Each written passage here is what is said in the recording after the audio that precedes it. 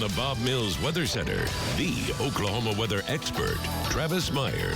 And it's a little Chamber of Commerce weather going on now. Maybe January 2nd on Monday wasn't such Chamber of Commerce weather because we had some severe weather. End up with 5 tornadoes out of that storm system that came through. Station and I were on the air for a long time with Aaron Reeves, and all our storm trackers were out. But it was interesting because January just isn't noted for tornadoes. But we had our fair share. And you have to go back to 2021, which wasn't that long ago, and we had 4. And then also in 2008, 1967, then back to 1957. So again, doesn't happen very often. They all ended up here on the eastern side of the state. The furthest west, northwest, was in western Osage County, west of Pawhuska, southeast of Shidler. And then we ended up with one just north of Pryor, also around the Fairland area, down through Eufaula, and then over Kerr Reservoir. So they were kind of active and spread out across the area. EF1 was the highest one. EFU is basically, so many people keep asking me on Facebook, what is that again?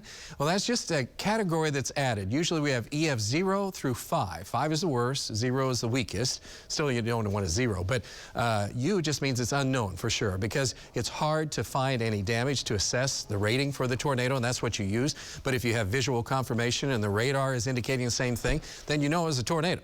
But you just have to put it in a category someplace, and so you have to put it in unknown. Right now, it's unknown when I'm going to fill my pond, because it's still low. Several of the ponds around here are very low, but you have to be mainly from Tulsa to the west. Anything that's in red and dark red, still waiting on one of those gully washers to fill ponds. If you're east of Tulsa, especially east of Highway 69, you're going, you've got a problem? And I go, yeah, I got a lot, but that's another story. But anyway, all the way out to the west, we're still dealing with a lot of dry conditions. So since a 1/4 inch of rain, not going to whine about it, but it's been now about 2/3 of a month, but I have nothing to whine about compared to the Panhandle. Look at what's going on out there again. I mean, there just hasn't been any moisture at all. A lot of that has to do with the way the storm systems are set up. And the next storm system over the next 10 days, there's a couple sprinkles coming in tomorrow. And then maybe middle of next week, Wednesday night or Thursday, could be a few sprinkles, but there's still not much happening for us. So tonight we have a lot of high clouds that are coming in. This is Pacific air. And when it's out of the Pacific, there just isn't that much moisture. We need it out of the Gulf of Mexico. But these storm systems are just hitting the West Coast hard. One that was a bomb cyclone, we called it yesterday, and into today was just horrific. There's another one getting ready to come in as we go on in 2 to 3 days from now. So this system moving through California, 1 to 3 feet of snow. They're starting to die down a little bit. They've had flooding across a big chunk of the area. Great news for skiers, like around Salt Lake City and extending back through Sundance.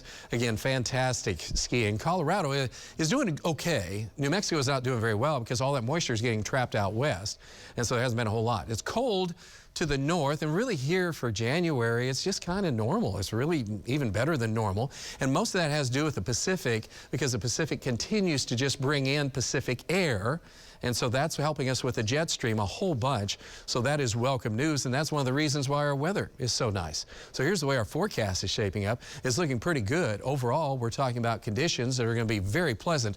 In fact, temperatures for tonight, chilly, really in the morning, cold, be about 31, 62 by the time we get on into tomorrow, with a chance of sprinkles around. And then Saturday and Sunday continue to look nice, even though it's cooler on Saturday. And then we have that chance of showers that Wednesday night into Thursday. But other than the Pacific Northwest and the California, that's about the only place that's really getting nailed right now with bad weather. So we're enjoying the fruits of somebody else having it, the yin and yang thing going on. So, boy, they are getting hammered out there, that's for sure. They are. Wine country is not doing well.